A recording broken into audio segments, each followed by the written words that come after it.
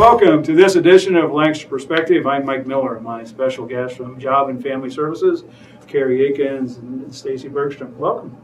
Good morning. Thanks for having us. I'm glad you're here today. Kari is the Community Outreach Manager, and Stacey is one of the supervisors in Protective Services. And as always, April is Child Abuse Prevention Month, and we're just glad to have you guys here. We are. It's a lot of questions that people want to answer. And the first question I have is, why are we 50th in funding? Why is Ohio 50th in funding still? So I think that's an amazing question, and I feel like we should be asking people more important than both of us. Like you said, Ohio, unfortunately, ranks 50th in the nation as it relates to state contributions. A lot of people don't realize that 65% of our funding is actually local, and then 35% actually covers not only just state but federal. So, even if we doubled what the state contributed to our agencies, we would still remain in 50th. Wow. Yeah. Is there anything people can do, right? Legislators, right? Congressmen? Absolutely. I feel like that's why we were so thankful for passing our levy, and that was in November. So it was extremely critical for us to be able to pass that. And so I definitely want to say thank you to our community for that. I'm not quite sure who the contact person is, but I would definitely be willing to get that for you. But yeah, it's a struggle, not just in Fairfield County, but throughout the state of Ohio, and we have some good advocates at the state level as well. So we'll see. I just can't. It's hard to understand that we're 50. That's with all the work that goes on. But okay, so a lot of activities going on. You're both heavily involved in all sorts of things for April, and I know there's Blue Ribbon going on, grants are going on, Circus Night. There are a whole bunch of activities. Just talk a little about what's happening. Sure. So April is Child Abuse Prevention Month. So the main purpose of April is we want to bring awareness, to child abuse prevention, and just, so that the community can kind of all come together and, help support, this important cause and whatnot. But really it all stems, the Blue Ribbon stems from back in 1989 when a grandmother back in Virginia actually experienced the death of a grandson, and she put the blue ribbon on the back of her vehicle to just kind of bring awareness, some personal commitment, basically to help prevent and stop child abuse that's occurring. So that's where this kind of all originates from. But as far as the events go, we have a kickoff breakfast for stakeholders and community providers on April 11th from 8 to 10, and that the Board of Commissioners will be signing a proclamation recognizing April as Child Abuse Prevention Month, so we're very grateful for that. We'll have a couple speakers. We're going to have a peer mentor recovery coach speaking at that event, as well as a representative from 30 Days to Family, and Kari's going to go into more details here and a little bit about some exciting grants that our agency is part of through the Attorney General's office. So that's just very exciting, helps address the opiate epidemic that we have going on right now within our community. So, because you're both social workers, let's talk about opiates for a minute. Your thoughts? I mean, you've both been doing this, you're very young, but you've both been doing this a long time. But just thoughts on what's happening. So I've been in this field for over 15 years. I started my career here in Fairfield County, and the families that we are working with look very, very different than even 10 years ago. And a lot of it is attributed to, the opiate epidemic. Historically, we would prioritize things such as educational neglect or concerns regarding home conditions, things like that, all of which are extremely important, and we still do get involved. But we now have caseworkers going out into the homes, and unfortunately parents are overdosing, and what they are seeing is I would say pretty much what an officer would see on the scene. And we never really had to deal with that. So, with the opiate epidemic, I think that forces us to change our practice. And that's one of the things that I think we'll talk about here in just a little bit, how we're being creative and working with families who struggle with addiction. Because ultimately our primary goals, and again, this is across the United States, it is child safety, child permanency, and well-being. So I am thankful to be in this community. I used to be in Franklin, so great experience, but it is very different. Sure. What I like about this county is the collaboration, and we are linked with so many providers in our community to help address this issue. So I'm just so thankful. We have a wonderful relationship with our court system, and we're doing different things at the court level for our families. So, we want to address the issues and try to figure out how we can keep kids with their families safely. We're going to go back to all the activities in a second, but have you seen more understanding from people that maybe didn't see 10 years ago? I mean, I know grandparents are heavily involved in raising kids today, but do you see more of that where everybody is now understanding this is a problem? I think we're having more response from our community. We have increased providers within Fairfield County that we didn't have historically 10 years ago. So I think that's exciting. I think that with all the grants and attention that the opiate epidemic has received, that's created additional opportunities for us to better serve families, within our community. So I think that is also good. I still think there's a lot of education that needs to be provided for individuals that are out in the community. A lot of individuals aren't still fully aware of really what we're experiencing and what we're observing and what kids are experiencing as well.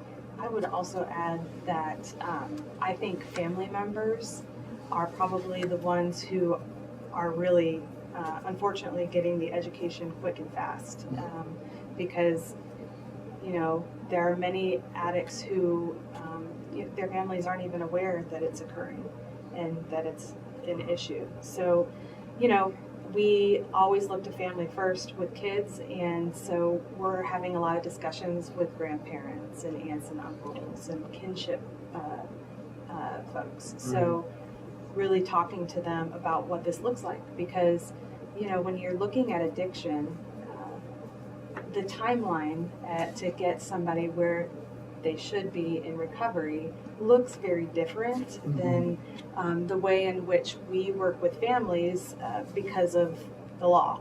We have to, we have mandates that we have to work with. So again, that's kind of why we have to really be creative in how we're working with families. Do you think that schools, I don't know how often you get into schools or what your criteria is to be in schools, but should there be more in schools? So I'm glad that you actually brought that up. We have a program called the CPS Champions Program. We piloted it about 2 or 3 years ago. And essentially what that is we go into the schools and we work with the schools to figure out a training timeline for them throughout the course of the year.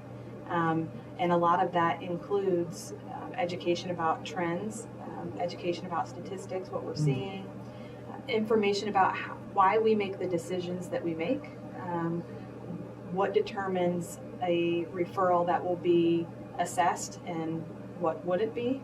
So the purpose of this program is really have a liaison between our office and the schools as a lifeline, as well as to educate them about our system, what we are able to do and what we're not. And just, I think it's helpful to make connections and see people, and they feel more comfortable reaching out to us to process or ask questions. So our school systems are extremely important. They play a huge role. And so we choose typically 2 or 3 schools every year to participate in that program. It's been great. If somebody wanted to, I suspect there's something going on. Anonymously, they call. Is there a number they would call? Yeah. So that number is 740-652-7887, and that will go to our main office main line. Okay. And if you just say, I need to make a referral, I need to report child abuse or neglect, they will transfer you to one of our screeners who can take down the information. Fantastic. I would also add too that every agency in Ohio, child welfare agency, must be available to the community 24 hours a day. Because we are not full staffed 24 hours, we do have a crisis on call system. So obviously, if there is an emergency after hours or on the weekend, our agency can be paged through the sheriff's department. So that's probably another thing that folks don't realize. We'll get JT to get that number up on the screen for us. Back to activities. Breakfast, I interrupted you. Have a breakfast coming up. Now, is that open to the public, or is that? It's by invitation, so stakeholders and community providers will be invited to that.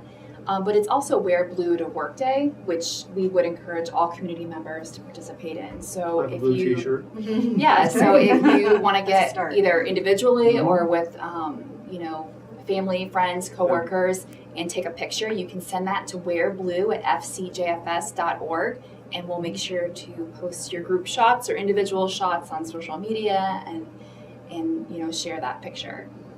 So again, that's wearblue@fcjfs.org. Fantastic. I know Circus Night was a big. I know there's a bunch of activities you have going on.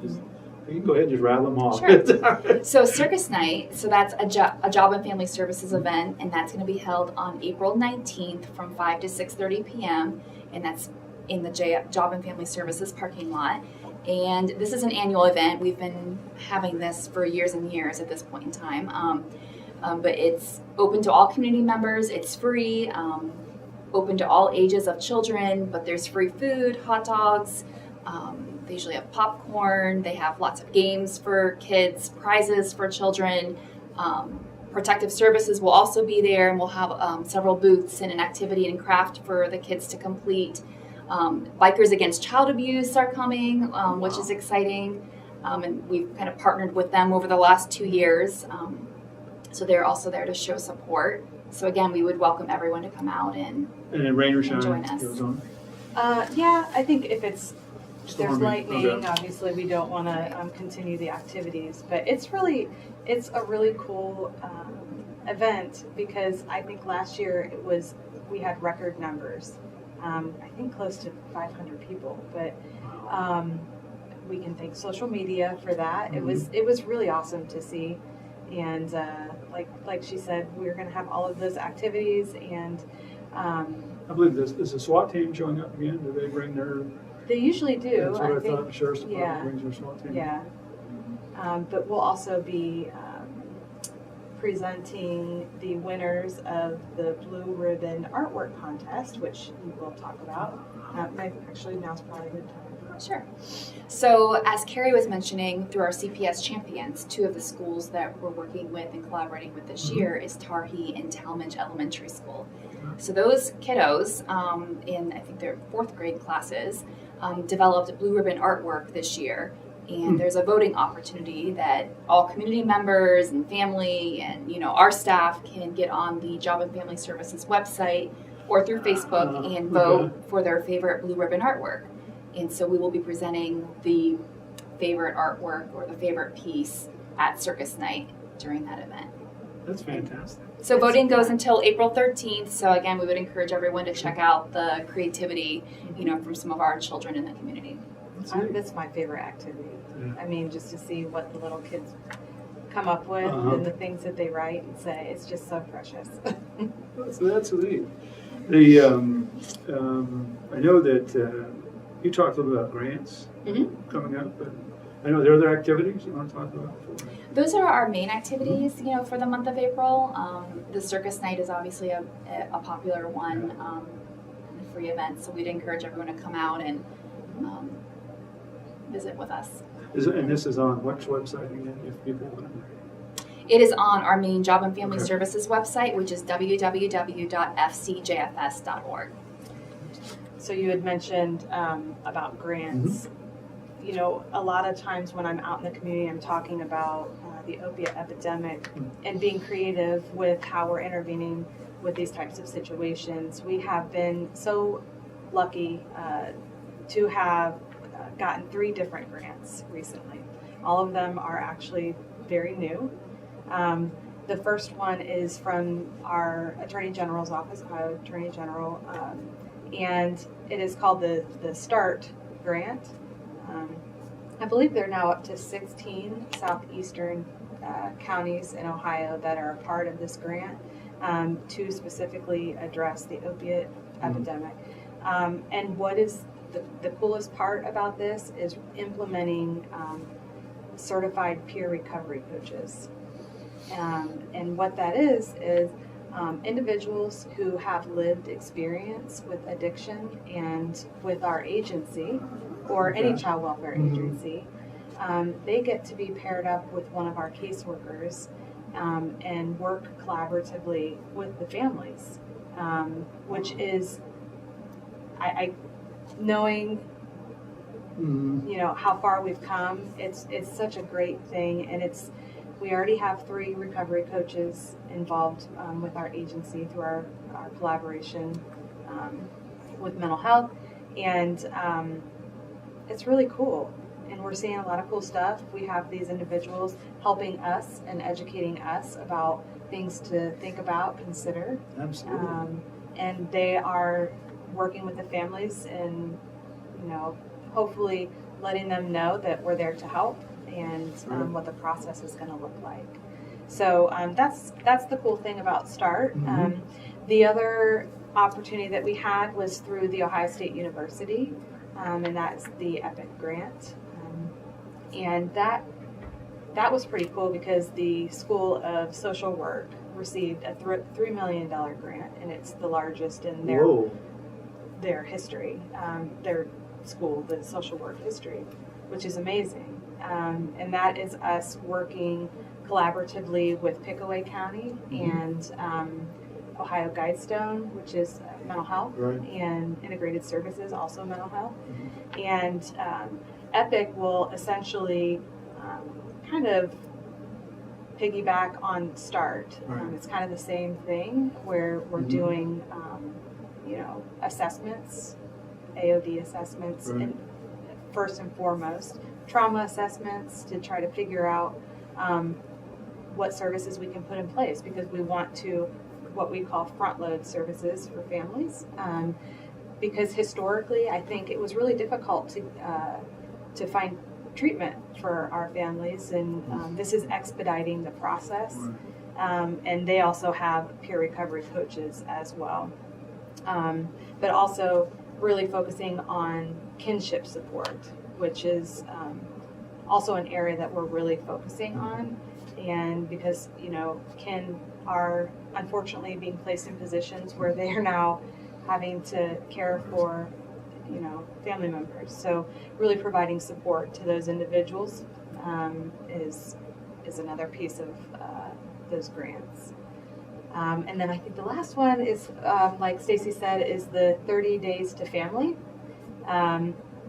This one is also through the AG's office. And what's cool about this is it's really, if a child ends up having to be in an out-of-home placement, we have specific staff who are focusing in on trying to find kinship or any type of connection for these kids, so that we can have options at the table for a child, and get all of that within the first 30 days that a child is outside of their home. How many children do we have in protective custody, or how many referrals do you get? Just some stats for the viewers that are... So for referrals, just to kind of compare what volume looks like, last year we were around 6,200 referrals, and then 6,200. I'm sorry, in 2016 it was that many, and then for 2017 it increased by 1,000 phone calls. So that kind of gives you an idea of the volume that's coming through our hotline. The other thing that I want to say about that is that our hotline is not just for children, so folks who have concerns for the elderly Right. population, that's another way that they can report. So that includes all of those. I don't know if there's anything that you feel like you want to add related to statistics at the screening level. Just that, out of those 7,200 calls that came in 2017, that resulted in over 2,000 reports that were assessed by our caseworkers. We're still seeing a lot of, through the opiate epidemic, drug-exposed infants and babies. So we had about 90 to 100 of those infants in 2017, which is a pretty significant number as well. And just, the opiates, the methamphetamine use, intimate partner violence, those are common trends and themes that we're seeing, as well as increased trauma that kids are experiencing as well. So when you have all these activities, and you get these grants, and at some point in time, the both of you just say, "Whoa, I'm going to take a break here for a second." I mean, 7,200 referrals. That's amazing. I think anyone who is in the field of social work and first responders, it's really important to have a good work-life balance, because it can be overwhelming, and we say some crazy things sometimes, but it's just really important that we also pause and take care of ourselves. So I think we did a pretty good job around that. But going back to your other question about how many children do we have in our custody, historically, our agency would average around 200, 250 children in custody. And I checked yesterday, and we are at 119 children in our custody. And that's from what age to what age? It's from 0 to 18. Oh my God. And up to 21 if there are any type of delays. But what's kind of crazy about that is, even though we've reduced the amount of kids in our care, which is wonderful, that's, we want that to lower, the amount of money that is spent for placement for kids has doubled, at least doubled. And I asked my colleague at the office, how many do we have in custody today? And, when we're looking at funding and how much does that cost? Right. It's $9,800 per day right now for the kids that we have in care. Wow. And the other thing that contributes to that is the kids who have in our care many of them are high needs. There's a lot of trauma that they've experienced, and they have higher needs for treatment, and that might require them to go to a residential treatment center. I always like to compare historics. We typically would have 2 to 4 kids in residential center. Now we're at 20. So it kind of gives you an idea of, over the last few years, what does that look like? And it's hitting us pretty hard. Yeah. We just have a few minutes left, but how is this going to affect funding? I mean, I keep going back to 50th in the state, which still bothers me. But at some point in time, you have the levy, you have all the state funding, federal funding, but at some point in time, somebody's got to step in and say, you need some more. I mean, you're doing grants and doing all those things, but we have the child welfare agencies in Ohio do have like an advocate group. It's called the Public Children's Service Agency of Ohio. I call it PCSAO, and they are doing a lot of advocating for Ohio, and they've done an amazing job where they're doing ride-alongs with our caseworkers and posting videos so that people kind of see day in the life of a caseworker. Because I'm sure there are people who say, "Oh, it's not that bad." Yeah. I know there are. Yeah. So I feel like that they are our number one advocates, and again, so thankful for our community, because if you think about the other counties in Ohio that are really, really struggling, and they don't have help locally, they're really struggling. So I feel very thankful to be here in Fairfield County. One more time, websites, phone numbers, any information that if people were, as they watch the show, they may want to call in? Or? Yeah, so once again, the phone number is 740-652-7887. And that's again to reach a screener to report child abuse or neglect or to reach a caseworker. And then again, as Kari mentioned, we do have after hours on-call team for emergencies and crisis situations from 4:30 on, as well as on weekends. And then our agency website, where you'll have an opportunity to vote for the Blue Ribbon artwork up until April 13th, is www.fcjfs.org.